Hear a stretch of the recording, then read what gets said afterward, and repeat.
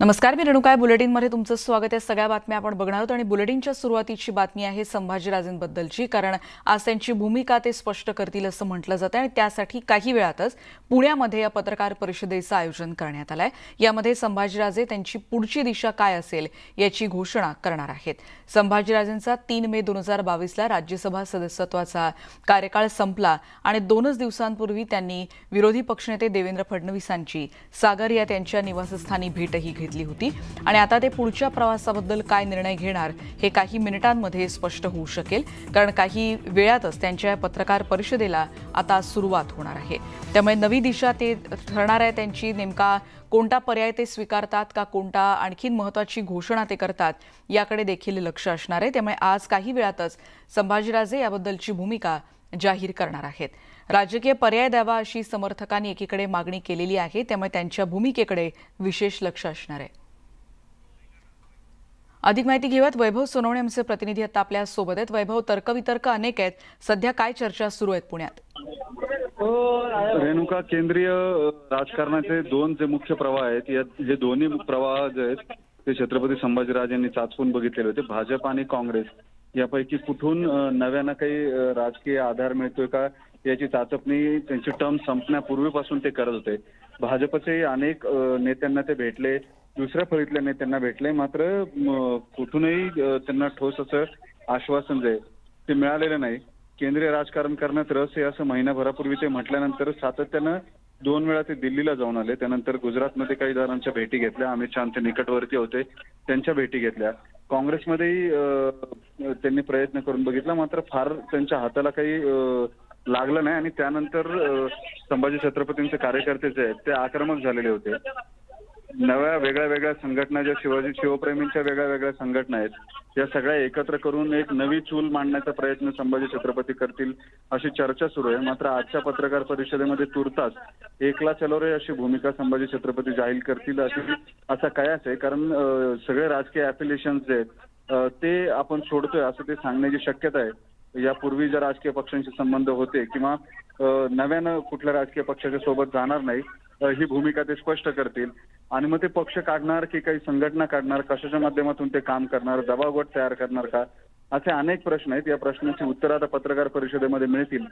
पण एक नक्की आहे, राज्यसभेची टर्म संपल्यानंतर आता संभाजी छत्रपती गेले 5 वर्ष जे दौरे काढत होते, कार्यकर्ते गोळा करत होते, त्या सगळ्यांची परिणती म्हणून ते आज पक्ष काढायची घोषणा करतात का किंवा त्याबाबतचं काही सूतवाच करतात का हे पाहावं लागेल.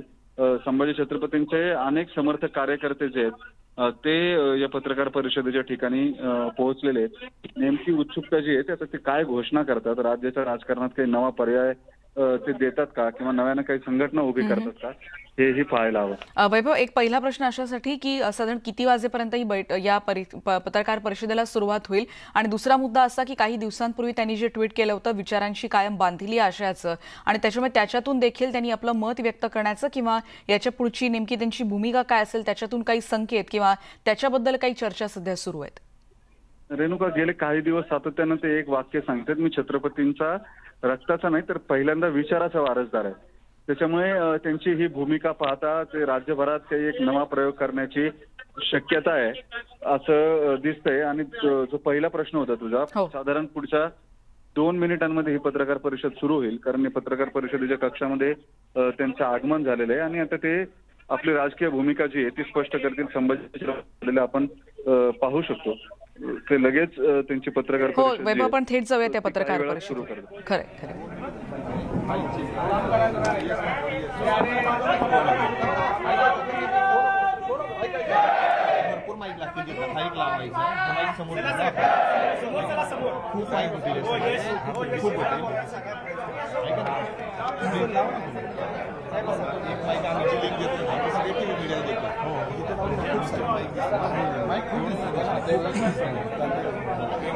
हात लावणार आहे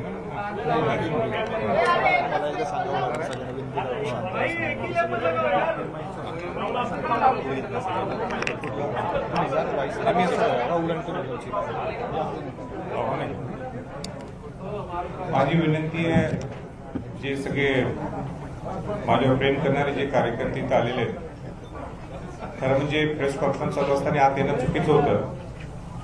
तरी आपल्याला आत बसायचं असेल तर कुणी चर्चा करू नये, शांत बसावं, कोणी घोषणा देऊ नयेत.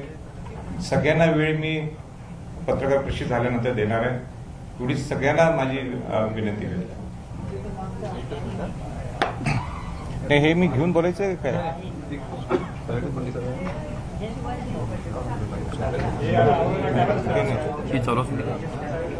ते सगळे धनाचे करतो. हा एकच आहे बाकीच्यांचं झालं. याच्यात ठेवलं चालेल का?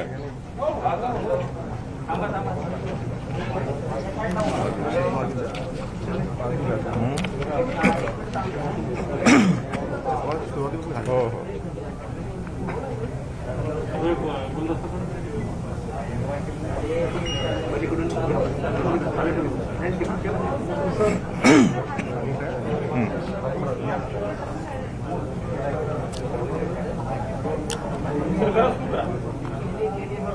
ते तुमचं झालं का? फोन सायलेंट करा. फोन झालं. बाकीच्या बाजूला बाकी सगळे बाजूला सरका बसून घ्या. आपले सगळे बाजूला सरका. आपले सगळे बाजूला सरका. एक मिनिट.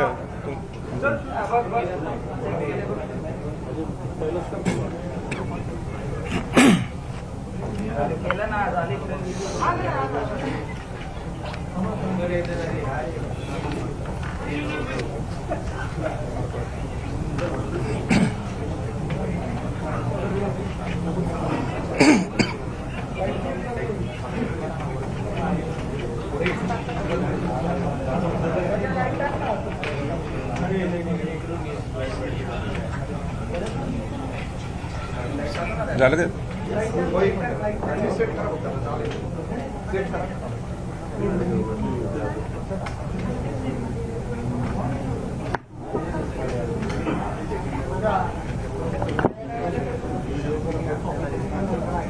राहू दे सर.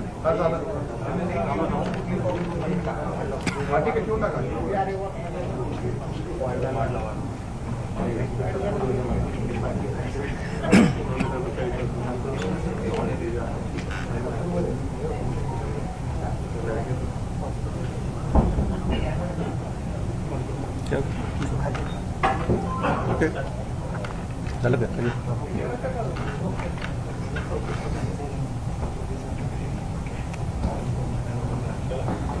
सर्वांना माझा नमस्कार. इतके वर्ष महाराष्ट्रातल्या लोकांनी या छत्रपती घराण्यावर जे नितांत प्रेम केलं आणि या प्रेमापोटी मी महाराष्ट्र पिंजून काढू शकलो. 2007 पासून ते आतापर्यंत या 2 दशकात एक गोंदिया हा जिल्हा जर सोडला तर मी पूर्ण महाराष्ट्र फिरलोय, महाराष्ट्र पिंजून काढलंय. अनेक विषयासाठी माझे दौरे होते अनेक वर्ष. शिवाजी महाराजांचा, छत्रपती शाहू महाराजांचा विचार पोहोचवण्यासाठी मला ती संधी आली होती. शिवशाहू दौऱ्याच्या माध्यमातून जे बहुजन समाजाला आरक्षण दिलं होतं ते जागृत करण्यासाठी, समाजाला सांगण्यासाठी की तुमचा सुद्धा अधिकार आहे, ही सुद्धा मला संधी आली होती. हे अनेक 15-20 वर्षात शेतकऱ्यांचे प्रश्न असतील, अतिवृष्टी असेल किंवा ओला दुष्काळ असेल, कामगारांचे प्रश्न असतील, विद्यार्थ्यांचे प्रश्न असतील, हे सगळं या दौऱ्याच्या माध्यमातून मी सगळ्यांना भेटू शकलो, समजू शकलो. का शिवाजी महाराजांच्यावर, शाहू महाराजांचे इतके लोक प्रेम करतात ते मी अनुभवू शकलो आणि त्याच्यात एक वेगळी ऊर्जा मला मिळाली, याबद्दल काही दुमत नाही.